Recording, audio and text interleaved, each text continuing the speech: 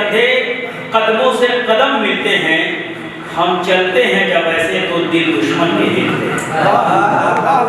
तो मैं तो एक शेर कहना चाहूँगा दानिश अलवेला साहब के लिए कि उठ बांध कमर क्या डरता है, फिर देख खुदा क्या करता है।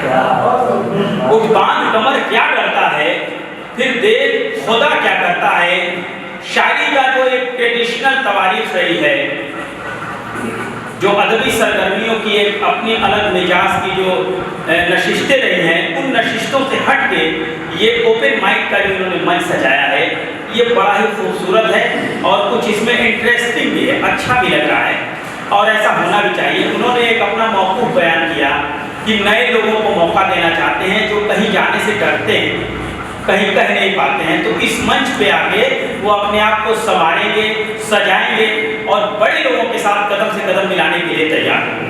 तो ये एक खासियत है और मैं सताइश करता हूँ, तारीफ करता हूँ कि इनके अंदर इतने अच्छे ख्यालात और जज्बात अल्लाह पाक ने दिए हैं। मैं दुआ करूँगा कि ये मंच आगे भी कामयाब हो आपका। अब आइए बगैर किसी तमहीद के अब मैं शुरुआत करना चाहूँगा और शुरुआत करने के लिए मैं अपनी फहरिस्त से सबसे पहले जो नाम मैं पुकारने जा रहा हूँ, शायद वो बहादुरगंज के रहने वाले हैं, शायद बहादुरगंज के रहने वाले हैं और आपका नाम है खालिद परवाना।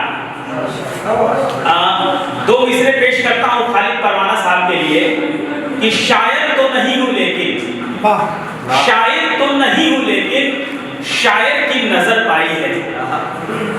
शायर तो नहीं हूँ लेकिन शायर की नजर पाई है, वो बात कहे देता हूँ जो बात नजर आई है। वो बात कहे देता हूँ जो बात नजर आई है।